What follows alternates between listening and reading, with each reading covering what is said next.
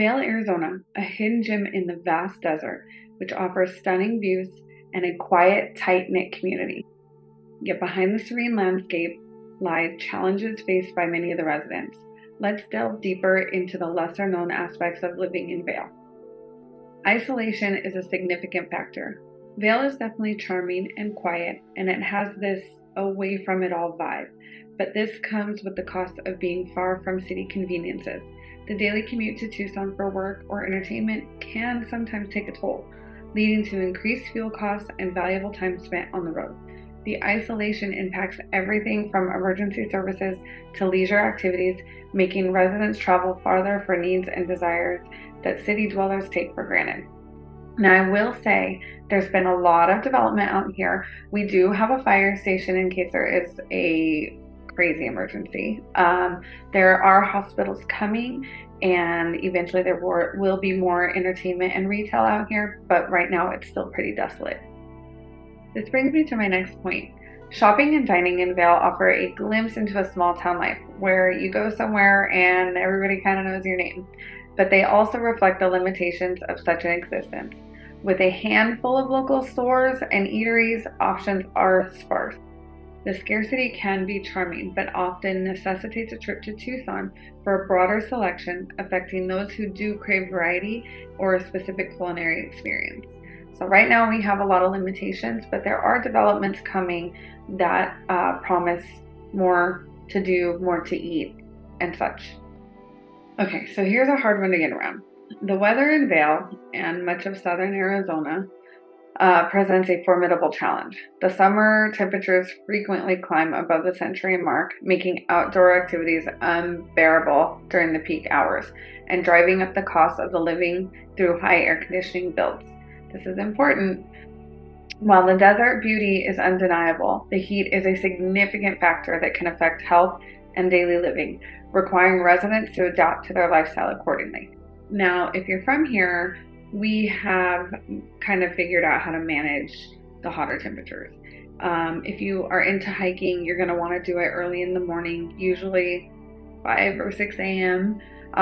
But that's great because the weather is nice and during that time, and the sunrises are just gorgeous. It does get light outside pretty early, so it's usually not an issue for being dark. The other way to get around it is find a swimming pool or splash pads to entertain the kids. There's quite a few out this way in a couple of the local parks. So there's definitely ways to get around the Vail weather, the heat, I'm sorry, but it can be a challenge if you're not acclimated to it. And even being from here, I still struggle with the heat. Okay, so the next thing is that the education in Vail is a double-edged sword. The community does pride itself on a high-quality school district, but options are limited. For families seeking specialized programs or diverse extracurricular activities, the choices can feel constrained compared to a large urban area. These limitations mean parents might have to look towards Tucson for alternatives, posing challenges for those committed to the local schooling. We do have a lot of great school programs. It's just, it is limited, and sometimes the class sizes can be a little bit bigger with the amount of students that we have out here. So this next factor is a give or take, but the nightlife and the cultural scene in Vail is notably subdued. While this fosters a peaceful environment, it can leave those who seek vibrant evenings and rich cultural experiences wanting more. The community gathers for local events, but the scale and diversity of these events can't compete with a bustling city, highlighting a trade-off between tranquility and entertainment. Again, we have very limited amounts of restaurants out here. There's not really any nightlife. We don't have clubs. We don't have just a bar that you can kind of go to. But if you do decide to venture out, Tucson does have a really nice nightlife scene. Okay, so my next point is not necessarily something that I don't like, but some may have a little bit of an issue with.